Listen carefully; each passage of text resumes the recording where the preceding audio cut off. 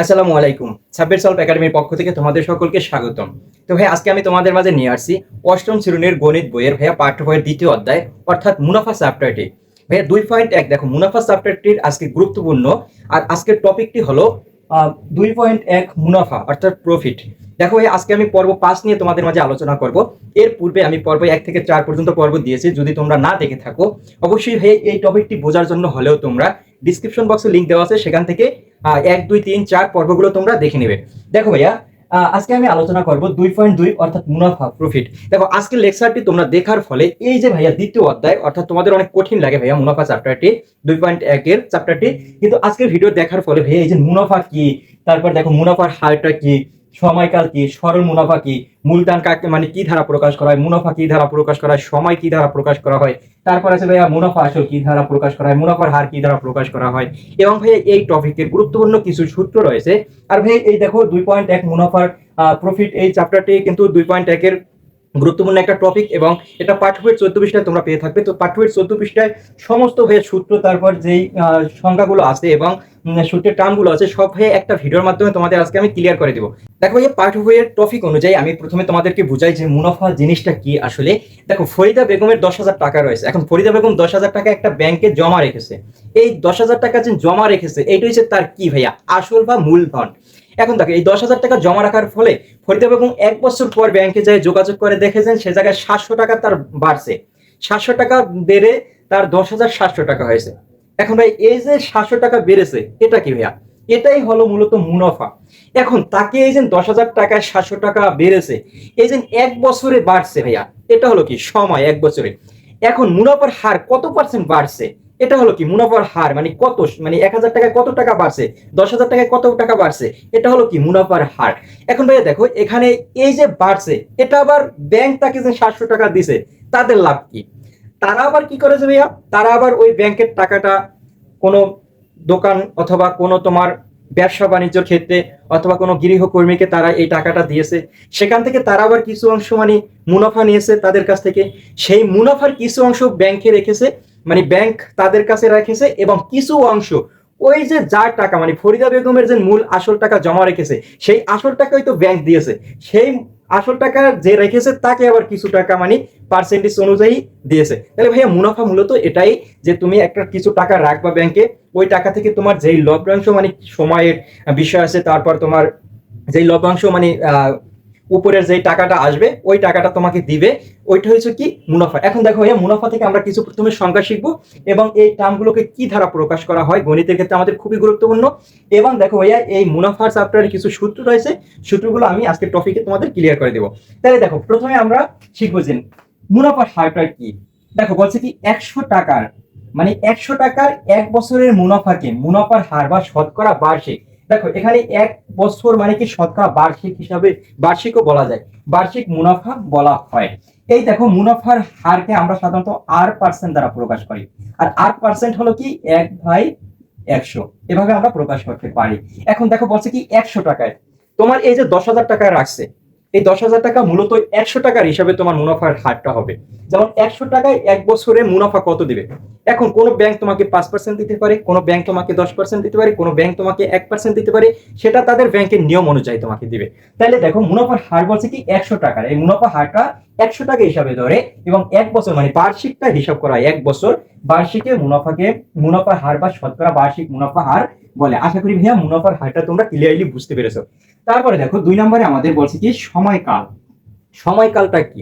দেখো যে সময়ের জন্য মুনাফা হিসাব করা হয় তাই এর সময়কাল, মানে তোমার কত বছরের জন্য মুনাফাটা হবে সেই বছরটা যখন হিসাব করা, যেমন 1 বছরের মুনাফা, 2 বছরের মুনাফা, 5 বছরের মুনাফা, এই টার্মটা কি যে সময়ের জন্য এই মুনাফাটা হিসাব করা হয়, যে বছরটার জন্য মুনাফাটা হিসাব করা হয় ওইটা হলো কি ভাইয়া সময়কাল। তারপরে দেখো সরল মুনাফা কাকে বলে? সরল মুনাফা হলো প্রতি বছর শুধু প্রারম্ভিক মূলধনের উপর যে মুনাফা হিসাব করা হয় একে সরল মুনাফা বলে। তাহলে প্রতি বছর এটা থাকবে কি সরল মুনাফায় প্রতি বছর শুধু প্রারম্ভিক মূলধনের উপর মানে তোমার যেই মূলধন মানে আসল টাকা ওইটার উপর যে মুনাফা হিসাব করা হয় মানে লভ্যাংশ হিসাব করা হয় একে কি বলে? সরল মুনাফা বলে। আশা করি ভাই এই তিনটা তোমরা খুব ভালোভাবে বুঝেছো। তারপরে দেখো আমরা এখানে কিছু গণিত করার জন্য কিছু বেসিক শিখি। যেমন প্রথমে বলছে কি যে মূলধন বা আসল। এখন মূলধন বা আসলকে আমরা গণিতের সময় কি দ্বারা প্রকাশ করব? এই ভাইয়া এই যে পাঁচটা 1 2 3 4 5 এই পাঁচটা তোমাদের খুবই গুরুত্বপূর্ণ, কারণ গণিতের সময় তোমরা এগুলো প্রয়োগ করতে হবে।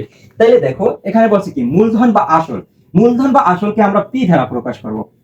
পি দ্বারা প্রকাশ করব। পির টার্ম কি মানে প্রিন্সিপাল, বুঝতে পারছো? তাহলে মূলধন বা আসলকে আমরা পি দ্বারা প্রকাশ করব। তারপরে দেখো 2 নম্বরে মুনাফা। যখন শুধু মুনাফা থাকবে তখন আমরা আই দ্বারা, মুনাফাকে আমরা আই ধারা মানে প্রফিট আই ধারা আমরা প্রকাশ করব গণিতের ক্ষেত্রে।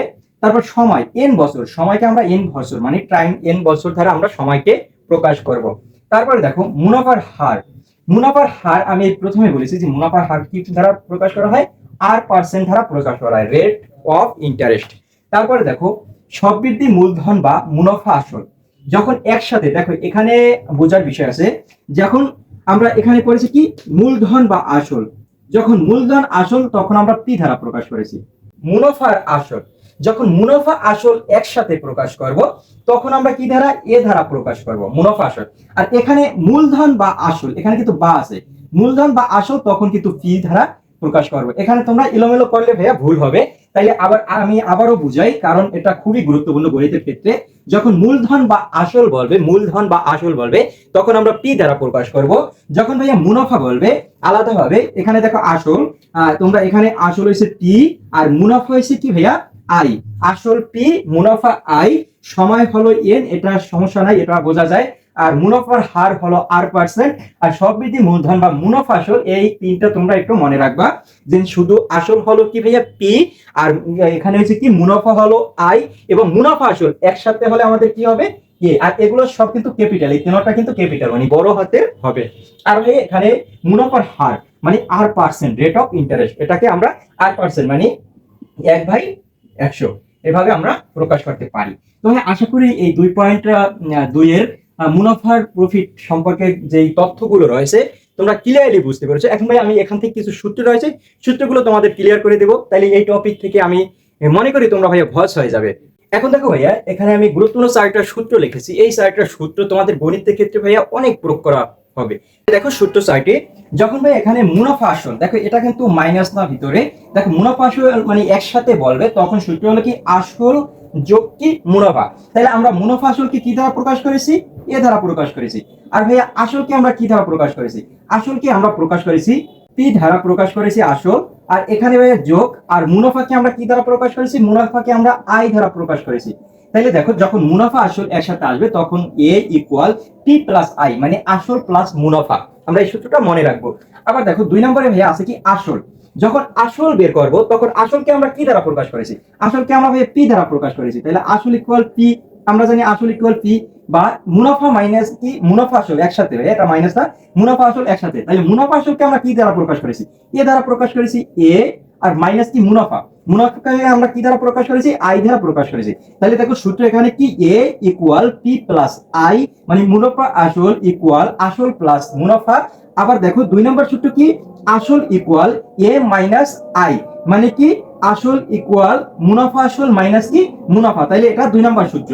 3 নম্বর সূত্রটি দেখো কি মুনাফা। এখন মুনাফা যখন আমরা মুনাফাকে কি দ্বারা প্রকাশ করেছি? মুনাফাকে আমরা আই দ্বারা প্রকাশ করি, এবং দেখো মুনাফা আসল মাইনাস কি আসল, আর মুনাফা আসলকে আমরা এ দ্বারা প্রকাশ করি, আর মাইনাস কি আসলকে আমরা কি দ্বারা প্রকাশ করি? আসলকে আমরা পি দ্বারা প্রকাশ করি। তাহলে দেখো মুনাফা ইকুয়াল মুনাফা আসল মাইনাস আসল, তখন আমাদের সূত্র হবে কি I equal A minus P.